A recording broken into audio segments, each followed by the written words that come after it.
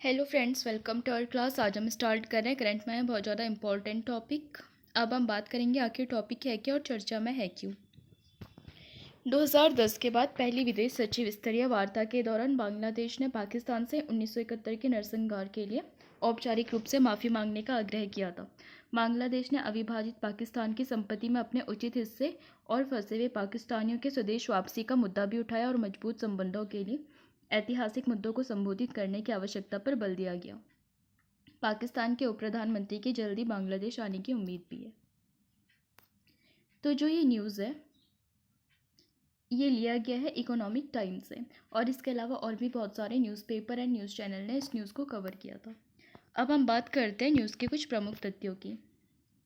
बांग्लादेश के विदेश सचिव मोहम्मद जासिमुद्दीन और उनकी पाकिस्तानी समकक्ष आमना बलूच की अगुवाई में ढाका में आयोजित विदेश कार्यालय में परामर्श के दौरान पाकिस्तान से 1971 के मुक्ति संग्राम में सशस्त्र बलों के द्वारा किए गए नरसंहार के लिए औपचारिक माफ़ी मांगने का आग्रह किया गया। अविभाजित पाकिस्तान में बांग्लादेश का अनुमानित हिस्सा लगभग $4.3 बिलियन और फंसे पाकिस्तानियों के प्रत्यावर्तन की मांग भी शामिल है। एक बयान में पाकिस्तान के विदेश कार्यालय ने बैठक को सौहार्दपूर्ण वातावरण में रचनात्मक और दूरंदेशी बैठक बताया, जिसमें राजनीति और व्यापार से लेकर के सांस्कृतिक आदान प्रदान और रक्षा संयुक्त द्विपक्षीय मुद्दों की पूरी श्रृंखला शामिल थी। दोनों देशों ने कृषि, शिक्षा और पर्यावरण संरक्षण सहित सहयोग के नए क्षेत्रों की खोज की और उन्होंने निकट भविष्य में दोनों देशों के बीच सीधी उड़ानें शुरू करने की संभावना पर भी चर्चा की थी। बांग्लादेश ने $4.3 बिलियन के लिए अपना दावा दोहराया, जो अलगाव के समय संयुक्त परिसंपत्तियों में उसका हिस्सा हुआ करता था।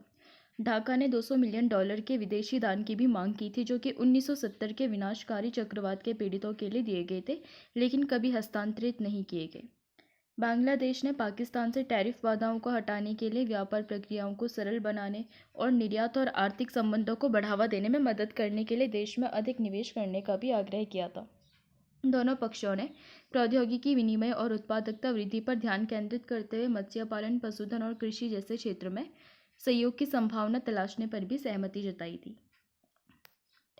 एक अन्य महत्वपूर्ण विषय दक्षिण एशियाई क्षेत्रीय सहयोग संगठन यानी कि सार्क के माध्यम से क्षेत्रीय सहयोग था, और ढाका ने दक्षिण एशिया में स्थिरता और संपर्क को बढ़ावा देने के लिए सार्क ढांचे को पुनर्जीवित करने की आवश्यकता पर जोर दिया।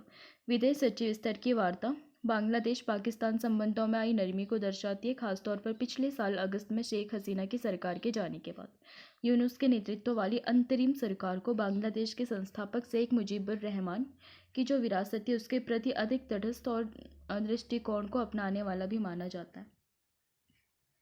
भारत द्वारा समर्थित बांग्लादेश 1971 के स्वतंत्रता संग्राम में भारतीय सेना ने 90,000 से ज़्यादा पाकिस्तानी सैनिकों को पकड़ लिया था, और उस संघर्ष के गहरे गांव जिनमें पाकिस्तानी सशस्त्र बलों द्वारा किए गए सामूहिक नरसंहार और अत्याचार शामिल थे, पड़ोसी देशों के बीच संबंधों पर लंबे समय तक छाया रहा था। थोड़ा सा अब हम बात करते हैं आखिर भारत पाकिस्तान युद्ध 1971 में हुआ क्या था और बांग्लादेश मुक्त कैसे हुआ था, जिसे बांग्लादेश मुक्ति दिवस के रूप में भी मनाता है, जिसे स्वर्ण विजय दिवस के रूप में भी मनाया जाता है, और सभी मतलब विश्व जानते हैं उसको स्वर्णिम विजय दिवस के रूप में, जो कि 16 दिसंबर को मनाया जाता है। थोड़ा बात करते हैं उस पूरी स्टोरी की। अब बात करेंगे, सबसे पहले कारण था इसका राजनीतिक असंतुलन। तो 1950 के दशक में क्या हुआ था कि केंद्रीकृत पाकिस्तानी राज्य को पश्चिमी पाकिस्तान के प्रभुत्व वाले सैन्य नौकरशाही कुलीन तंत्र द्वारा अलोकतांत्रिक तरीके से चलाया जा रहा था, और इस व्यवस्था के तहत बंगालियों की कोई राजनीतिक भूमिका भी नहीं थी। लेकिन 1970 में आम चुनावों के दौरान पश्चिमी पाकिस्तान के प्रभुत्व को चुनौती दी गई थी। इसके बाद क्या हुआ था, आवामी लीग की जीत हुई थी। पूर्वी पाकिस्तान के शेख मुजीबुर रहमान के अवामी लीग को स्पष्ट बहुमत मिला, जो कि प्रधानमंत्री बनने के लिए पर्याप्त था। हालांकि पश्चिमी पाकिस्तान अपने पूर्वी प्रांतीय हिस्से के किसी नेता को देश पर शासन करने देने के लिए तैयार नहीं था। फिर हुआ था सांस्कृतिक मतभेद। तत्कालीन पश्चिमी पाकिस्तान यानी कि जो वर्तमान पाकिस्तान है, तो उसने याहिया खान के नेतृत्व में पूर्वी पाकिस्तान यानी कि जो वर्तमान बांग्लादेश है, उनके लोगों पर क्रूर हमला शुरू किया, जो कि दोनों क्षेत्रों के बीच भाषाई और सांस्कृतिक मतभेदों के कारण स्वतंत्रता की मांग कर रहे थे। राजनीतिक वार्ता विफल होने के बाद जनरल याहिया खान के नेतृत्व में पाकिस्तानी नेता ने दमन शुरू करने का निर्णय लिया था। उसके बाद ऑपरेशन सर्च लाइट हुआ था। पश्चिमी पाकिस्तान ने 26 मार्च 1971 को संपूर्ण पूर्वी पाकिस्तान में ऑपरेशन सर्चलाइट शुरू किया था। इसके फलस्वरूप लाखों बांग्लादेशी भारत भाग गए, मुख्यतः पश्चिम बंगाल, असम, मेघालय और त्रिपुरा के कुछ क्षेत्रों में। विशेष रूप से पश्चिमी बंगाल शरणार्थियों की भारी भीड़ से त्रस्त था और राज्य के तत्कालीन प्रधानमंत्री इंदिरा गांधी और उनकी सरकार से भोजन और आश्रय के लिए सहायता की अपील भी इन्होंने की थी। अब बात करते हैं भारत बांग्लादेश सहयोग कैसे हुआ था उस वक्त। भारतीय सेना की वीरता और मुक्ति वाहिनी यानी कि जो बांग्लादेशी गुर्रिला प्रतिरोध आंदोलन, जिसमें कि बांग्लादेशी सेना, अर्धसैनिक बल और नागरिक भी शामिल थे, के द्वारा की गई थी। जोशीली लड़ाई के कारण पाकिस्तानी सेना को पराजित किया गया था। अब थोड़ा सा बात करते हैं कैसे कैसे करके क्या हुआ था। जैसे जो ये आपको ग्रीन वाली लाइन से यहाँ पे आपको रिफ्यूज़ी दिखेंगे, रिफ्यूज़ी मूवमेंट यानी कि शरणार्थी जो गतिशीलता दिखाई देती है, जहाँ पे स्पेशली आपको नॉर्थ ईस्ट का रीजन दिखाई देगा। कुछ यहाँ से नॉर्थ ईस्ट में आए, कुछ बंगाल में आए और कुछ यहाँ से म्यांमार चले गए थे। और जो ये रेड वाली लाइन आपको दिखेगी, यहाँ पे आर्मी मूवमेंट हो रहा था, लाइक जैसे ढाका में हो रहा था, और इसके अलावा ये कुछ और खुलना में हो रहा था, और भी बहुत सारे रीजन जहाँ पे आपको रेड दिखेगा, यहाँ पे सारे आर्मी मूवमेंट हो रहे थे। और जो ये ग्रीन लाइन से आपको शो करेंगे कि जो शरणार्थी है वो कहाँ कहाँ गए थे इस दौरान भारत के। अब बात करते हैं पाकिस्तानी सेना की हार कैसे हुई थी। 16 दिसंबर 1971 को पूर्वी पाकिस्तान के मुख्य मार्शल लॉ प्रशासक और पूर्वी पाकिस्तान में स्थित पाकिस्तानी सेना के commander lieutenant general Amir Abdullah Khan Niazi, उन्होंने आत्मसमर्पण के जो दस्तावेज थे उन पर हस्ताक्षर किए थे। 93,000 से अधिक पाकिस्तानी सैनिकों ने भारतीय सेना और बांग्लादेश मुक्ति बलों के समक्ष आत्मसमर्पण कर दिया, जो कि द्वितीय विश्व युद्ध के बाद सबसे बड़ा आत्मसमर्पण था। इस हस्तक्षेप से 13 दिनों में ही युद्ध समाप्त हो गया और एक नए राष्ट्र का जन्म हुआ था। भारत के लिए 1971 के युद्ध का क्या महत्व था, जरा उस पर भी बात करते हैं। दो मोर्चों पर युद्ध के खतरे को कम करना। पूर्वी पाकिस्तान के विद्रोह ने भारत को पाकिस्तान को तोड़ने और भविष्य में किसी भी टकराव में दो मोर्चों पर युद्ध के खतरे को खत्म करने का अवसर प्रदान किया। यद्यपि 1965 में पूर्वी मोर्चे काफ़ी हद तक निष्क्रिय रहे, लेकिन फिर भी इससे पर्याप्त सैन्य संसाधनों को बांधे रखा गया, जिनमें पश्चिमी क्षेत्र में अधिक प्रभावी ढंग से तैनात किया जा सकता था। इसके अलावा जैसे गुटनिरपेक्षता था, तो उससे भी प्रस्थान किया भारत ने। जैसे भारत पाकिस्तान युद्ध से पहले अगस्त 1971 में भारत सोवियत संधि पर हस्ताक्षर हुए थे, जिससे कि भारत को कूटनीतिक रूप से बढ़ावा मिला था। इस जीत ने विदेशी राजनीति में भारत की व्यापक भूमिका को परिभाषित किया और संयुक्त राज्य अमेरिका सहित विश्व के कई देशों को यह एहसास हो गया था कि दक्षिण एशिया में शक्ति संतुलन भारत की ओर स्थानांतरित हो गया। अब थोड़ा सा बात करते हैं, जो बांग्लादेश है वो भारत के कौन कौन से स्टेट के साथ बाउंड्री शेयर करता है। लाइक जैसे त्रिपुरा हो गया, असम हो गया, मिजोरम हो गया, पश्चिम बंगाल हो गया और मेघालय, तो इनके साथ बांग्लादेश बाउंड्री शेयर करता है इंडिया की। यहाँ पर आप मैप में इसे देख सकते हैं आराम से। ये रहा बांग्लादेश, ये रहा बांग्लादेश, यहाँ से पश्चिम बंगाल इससे लगता है, यहाँ से मेघालय, असम, त्रिपुरा, मिजोरम, और इसके बाद इधर से यहाँ पे आपको देखने को मिलेगा म्यांमार, और यहाँ पे बे ऑफ बंगाल देखने को मिलेगा। अब बात करते हैं थोड़ा सार्क की, क्योंकि जो पाकिस्तान है, बांग्लादेश और भारत है, तीनों ही इसके मेंबर हैं, तो थोड़ा इस पर भी बात करते हैं। दक्षिण एशिया में क्षेत्रीय सहयोग पर पहली बार एशियाई संबंध सम्मेलन 1947, बगुइयो सम्मेलन 1950 और कोलंबो पावर सम्मेलन 1954 में चर्चा की गई थी। सार्क की अवधारणा 1980 में तब सामने आई जब बांग्लादेश के राष्ट्रपति जियाउर रहमान ने शांति और स्थिरता को बढ़ावा देने के लिए क्षेत्रीय सहयोग का प्रस्ताव रखा था, और सार्क की आधिकारिक स्थापना 8 दिसंबर 1985 को ढाका यानी कि बांग्लादेश में हुई थी, जिसके 7 संस्थापक सदस्य हैं बांग्लादेश, भूटान, भारत, मालदीव, नेपाल, पाकिस्तान और श्रीलंका। अफगानिस्तान 2007 में 8वें सदस्य के रूप में इसमें शामिल हुआ था। इसके कुछ उद्देश्य हैं जिस वजह से इसको स्थापित किया गया था, जैसे कि दक्षिण एशिया में कल्याण को बढ़ावा देना तथा जीवन की गुणवत्ता में सुधार करना। दूसरा है आर्थिक विकास, सामाजिक प्रगति और सांस्कृतिक विकास में तेजी लाना। तीसरा है सदस्य राज्यों के बीच आत्मनिर्भरता और आपसी विश्वास को मजबूत करना। चौथा है आर्थिक, सामाजिक, सांस्कृतिक, तकनीकी और वैज्ञानिक क्षेत्रों में सहयोग बढ़ाना। और लास्ट है अन्य विकासशील देशों और अंतर्राष्ट्रीय संगठनों के साथ सहयोग करना। इसके कुछ प्रमुख सिद्धांत हैं, जैसे कि संप्रभु समानता, क्षेत्रीय अखंडता, हस्तक्षेप तथा सर्वसम्मति आधारित निर्णय लेना। यानी कि जो सार्क है वहाँ पर सर्वसम्मति के आधार पर ही निर्णय लिए जाता है।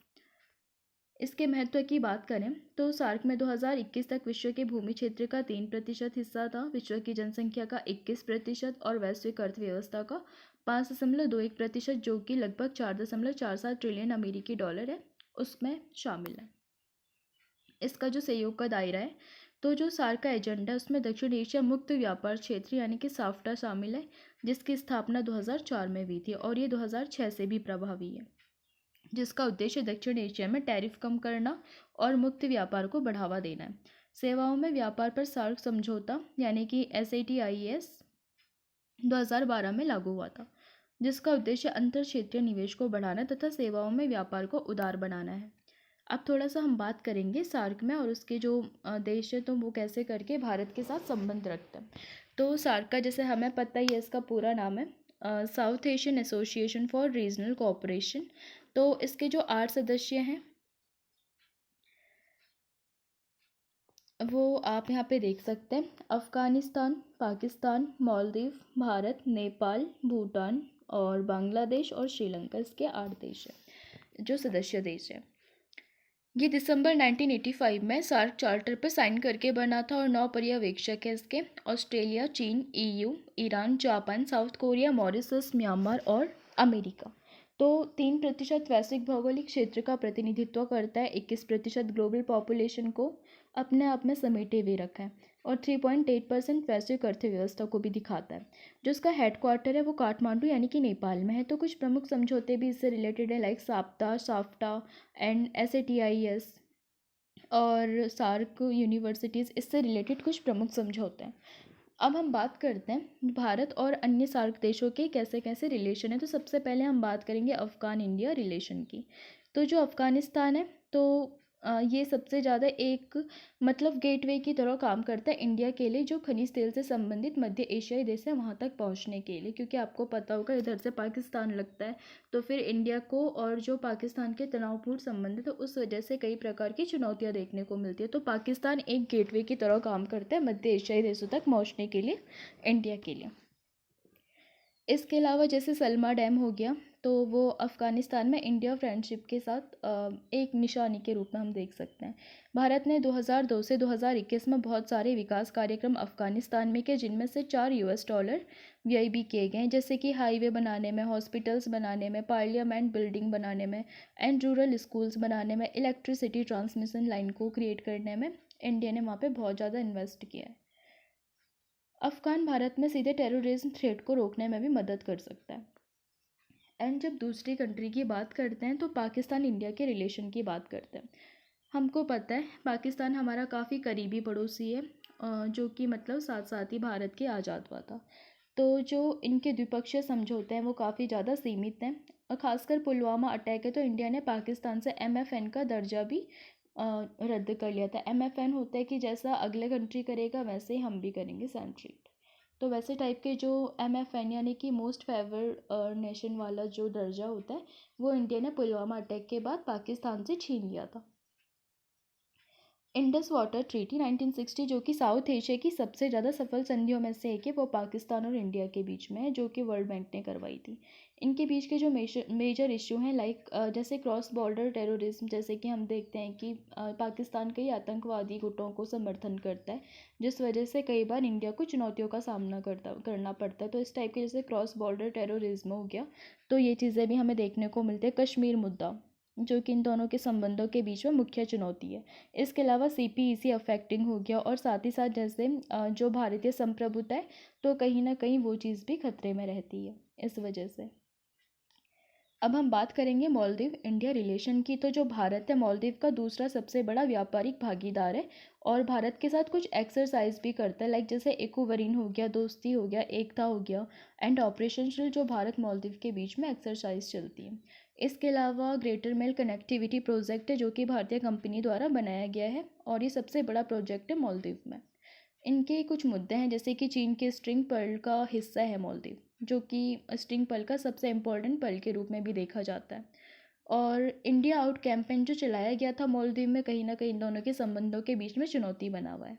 इसके अलावा नेपाल और इंडिया के रिलेशन की बात करें तो जो नेपाल है वो भारत के कुछ राज्यों के साथ अपनी बाउंड्री शेयर करता है, लाइक उत्तराखंड हो गया, उत्तर प्रदेश हो गया, पश्चिम बंगाल, सिक्किम और बिहार।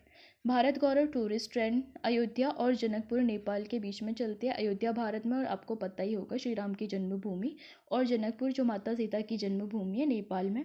तो उन दोनों के बीच में ये ट्रेन चलती है, जो कि टूरिज्म को बढ़ाने के लिए एक अच्छा कदम है, और साथ ही साथ संबंधों को बढ़ाने के लिए भी, क्योंकि सांस्कृतिक रूप से भी संबंधों को बेहतर किया जा सकता है। तो इनके बीच में भी कुछ मुद्दे हैं, लाइक जैसे सीमा विवाद हो गए, काला पानी, लंपिया धुरा एंड लिपू लेक में सीमा विवाद भी देखने को मिलते हैं। एंड कुछ military exercise like Surya Kiran, इन दोनों के बीच में सैन्य अभ्यास किए जाते हैं। तो अब हम बात करेंगे भूटान एंड इंडिया रिलेशन की। तो जो भूटान है वो उसका सबसे बड़ा व्यापारिक भागीदार है भारत, और भारत उसको कई हाइड्रो पावर कॉरपोरेशन में भी मतलब सहायता करता है, जो कि दोनों को ही समान रूप से फ़ायदे देता है, लाइक मोंगडेचू हो गया, कोलेंगचू हो गया एंड चूका हो गया। और जो इंडिया है यानी कि भारत है, वो ग्यालसंग प्रोजेक्ट में भी भूटान की हेल्प करता है। तो भूटान के साथ मतलब इसका एक ड्रग रैन है, तो इंडिया के नेशनल नॉलेज नेटवर्क के साथ भी इसको एकीकृत किया गया है, ताकि शिक्षा पर भी समान रूप से ध्यान दिया जा सके। अब हम बात करते हैं भारत बांग्लादेश संबंधों की। तो जो बांग्लादेश है वो 4096 किलोमीटर बाउंड्री शेयर करता है इंडिया के साथ, जो कि सबसे ज़्यादा लंबी बाउंड्री है पड़ोसी देश के होने के नाते। ये सबसे बड़ा ट्रेड पार्टनर है साउथ एशिया के साथ, और पानी समझौते भी हैं भारत के साथ, जैसे कुशियारा जो कि 22 में लाया गया था, गंगा जल संधि जो कि 1996 में की गई थी, और इनसे रिलेटेड जो मुद्दे हैं आज भी बने हुए हैं। तीस्ता रिवर आप देखते होंगे, सुनते भी होंगे, जो तीस्ता रिवर है बांग्लादेश और इंडिया के बीच का सबसे बड़ा मुद्दा बन गया है, खासकर पानी के बंटवारे को लेकर के। इनके बीच में कुछ मिलिट्री एक्सरसाइज होती है, लाइक संप्रति एक्स जो कि मिलिट्री के बीच में होती है, एंड बोंगो सागर जो कि नौसेना अभ्यास है। अब श्रीलंका एंड भारत के रिलेशन की बात करें तो भारत के लिए तीसरा सबसे बड़ा निर्यात का मंच है श्रीलंका। तो भारत ने श्रीलंका की मदद भी की थी जब आईएमएफ में डेब्ट रिस्ट्रक्चरिंग करना था, तो उस टाइम पे भारत ने श्रीलंका को सबसे पहले समर्थन दिया था। और इनके बीच के जो मुद्दे हैं, लाइक जैसे फिशरमैन क्रॉसिंग जैसे चीज़ें होती हैं, जैसे कि कई बार क्या होता है, मछुआरे होते हैं तो वो एक दूसरे की समुद्री सीमा को आर पार करके एक देश से दूसरे देश में चले जाते हैं, जिस वजह से कई मतलब विवाद उत्पन्न हो जाते हैं, लाइक जैसे हम कच्चा तीबू में भी सुनते हैं। अब इनकी एक्सरसाइज की बात करें तो इनके बीच में मित्र शक्ति हो गया जो कि आर्मी के बीच में, और स्लीनेक्स जो कि नौसैनिक अभ्यास है। तो मुझे लगता है कि आप ये दोनों संबंध समझ गए होंगे। तो फिर अब हम बात करते हैं थोड़ा सार की प्रासंगिकता की। इनके बीच में कुछ प्रासंगिकता है, लाइक संवाद मंच, यानी कि अपनी निष्क्रियता के बावजूद सार्क उन कुछ मंचों में से एक है जहाँ पर भारत और पाकिस्तान सहित दक्षिण एशियाई देश संवाद कर सकते हैं, और समय समय पर आयोजित शिखर सम्मेलन जलवायु परिवर्तन और गरीबी जैसे ज्वलन क्षेत्रीय मुद्दों पर विचार करने का अवसर भी प्रदान करते हैं, भले ही कोई ठोस परिणाम ना निकले। साझा क्षेत्रीय समाधान के लिए भी इसकी कुछ प्रासंगिकता रहती है, जैसे कि सीमा पर आतंकवाद हो गया और महामारी जैसे मुद्दे सामूहिक क्षेत्रीय प्रतिक्रिया की मांग करते हैं। सार्क ने पहले भी कोविड-19 आपातकालीन कोष की स्थापना जैसी पहलों के समन्वय किया है, जिससे कि संकट के दौरान इसकी उपयोगिता पर प्रकाश डाला गया था। आर्थिक एकीकरण की संभावना भी देखी जाती है, जैसे कि 4 ट्रिलियन अमेरिका डॉलर से ज़्यादा संयुक्त सकल घरेलू उत्पाद और लगभग 1.8 बिलियन की आबादी के साथ दक्षिण एशिया में महत्वपूर्ण अप्रयुक्त क्षमता इसमें है। और व्यापार और आर्थिक सहयोग को बढ़ाने के लिए सार्क के ढांचे जैसे कि साफ्टा और सेवाओं में व्यापार पर सार्क समझौता को अभी भी पुनर्जीवित किया जा सकता है। इसके अलावा बाह्य ढांचे पर अत्यधिक निर्भरता से बचा जा सकता है, लाइक जैसे सार्क की अनदेखी करने से सदस्य राष्ट्रों को आसियान जैसे बाह्य मंचों या फिर चीन के नेतृत्व वाली पहलों जैसे BRI पर अत्यधिक निर्भर रहने के लिए मजबूर होना पड़ सकता है। लेकिन सार्क दक्षिण एशिया को अपने विकास पथ पर नियंत्रण रखने का साधन प्रदान करता है। अब बात करते हैं सार्क में भारत का योगदान क्या है। तो सार्क शिखर सम्मेलन है जो, उसमें भी भारत की काफ़ी ज़्यादा योगदान है, जैसे कि भारत ने 18 सार्क शिखर सम्मेलनों में से 3 की मेजबानी की। दूसरा शिखर सम्मेलन बेंगलुरु में हुआ था 1986 में, 8वां शिखर सम्मेलन नई दिल्ली में हुआ था 1995 में, और 14वां शिखर सम्मेलन नई दिल्ली में हुआ था 2007 में। तकनीकी सहयोग की बात करें तो भारत ने अपने राष्ट्रीय ज्ञान नेटवर्क यानी कि NKN को श्रीलंका, बांग्लादेश और भूटान जैसे देशों तक विस्तारित किया, जिससे शैक्षिक और तकनीकी आदान प्रदान को बढ़ाया जा सके। इसके अलावा भारत ने 2017 में दक्षिण एशियाई उपग्रह SAS लॉन्च किया था, जो कि सार्क देशों को उपग्रह आधारित सेवाएं भी प्रदान करेगा। मुद्रा विनिमय व्यवस्था की बात करें तो वर्ष 2019 में भारत ने वित्तीय सहयोग को बढ़ाने के उद्देश्य से सार्क सदस्यों के लिए मुद्रा विनिमय व्यवस्था में 400 मिलियन अमेरिकी डॉलर की राशि के स्टैंड बाय स्वैप को शामिल करने की मंजूरी भी दी थी। आपदा प्रबंधन में भारत ने गुजरात में सार्क आपदा प्रबंधन केंद्र की अंतरिम इकाई की मेजबानी करता है और ये केंद्र सार्क देशों में आपदा जोखिम प्रबंधन के लिए नीतिगत सलाह, तकनीकी सहायता और प्रशिक्षण भी प्रदान करता है। दक्षिण एशियाई विश्वविद्यालय यानी कि SAU यानी कि भारत दक्षिण एशियाई विश्वविद्यालय का घर है, जिसकी स्थापना 14वें सार्क में अंतर सरकारी समझौते के माध्यम से की गई थी। ये सार्क देशों के छात्रों और विद्वानों के लिए विश्व स्तरीय शिक्षा और अनुसंधान के अवसर भी प्रदान करता है। इसके रिलेटेड कुछ चुनौतियां भी हैं, जैसे कि सकल घरेलू उत्पाद यानी कि GDP और जनसंख्या के मामले में भारत और पाकिस्तान सार्क पर हावी है, लेकिन आतंकवाद और क्षेत्रीय विवाद जैसे मुद्दों सहित उनके तनावपूर्ण संबंधों ने सहयोग में बाधा भी उत्पन्न की। सीमा पार आतंकवाद से निपटने में पाकिस्तान के इनकार से भारत ने 2016 में 19वें सार्क शिखर सम्मेलन का बहिष्कार किया था, जिसके फलस्वरूप इसे स्थगित कर दिया गया क्योंकि ये सर्वसम्मति पर आधारित है। 18वां सार्क सम्मेलन 2014 में काठमांडू में आयोजित किया गया था और इसका परिणाम 36 सूत्रीय काठमांडू घोषणा पत्र भी था। बांग्लादेश, अफगानिस्तान और पाकिस्तान सहित कई सदस्य देश राजनीतिक अस्थिरता और शासन संबंधी समस्याओं का सामना भी कर रहे हैं, जो कि दीर्घकालिक क्षेत्रीय नियोजन को बाधित करते रहते हैं। सार्क में अंतर क्षेत्रीय व्यापार उसके कुल व्यापार का मात्र 5% है, जबकि यूरोपीय संघ यानी कि EU में ये 65% और दक्षिण पूर्व एशियाई राष्ट्र संघ में 26% है। साफ्टा के सीमित कार्यान्वयन और उत्पाद के लिए जो उत्पाद है उसमें विविधीकरण की कमी ने आर्थिक विकास को अवरुद्ध कर दिया और भारत का प्रभुत्व अक्सर बिग ब्रदर सिंड्रोम को जन्म देता है, जिससे कि छोटे देशों के बीच में अविश्वास पैदा होता है। छोटे सदस्य देश अक्सर भारत को बहुत ज़्यादा प्रभावशाली मानते हैं, जिससे कि भारतीय पहलों का विरोध होता रहता है। ये धारणा सामूहिक कार्रवाई को हतोत्साहित करती है और चीन जैसी बाहरी शक्तियों पर निर्भरता को भी बढ़ावा देती है। नेपाल, भूटान और मालदीव बुनियादी ढांचे की कमी और सीमित संसाधनों से जूझ रहे हैं। ये भी इससे रिलेटेड कोई चुनौतियाँ हैं।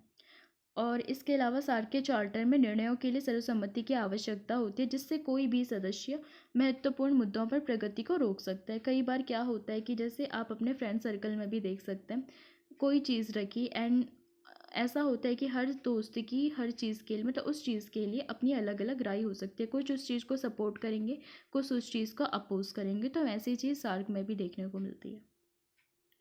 पाकिस्तान ने अक्सर इस तंत्र का इस्तेमाल सार्क मोटर वाहन और रेलवे समझौतों जैसे समझौतों को अवरुद्ध करने के लिए किया। चीन, यूरोपीय संघ और अमेरिका जैसे पर्यवेक्षकों की अपनी भूमिकाओं के बारे में स्पष्टता का अभाव भी है, जिससे कि बाहरी समर्थन सीमित हो रहा है।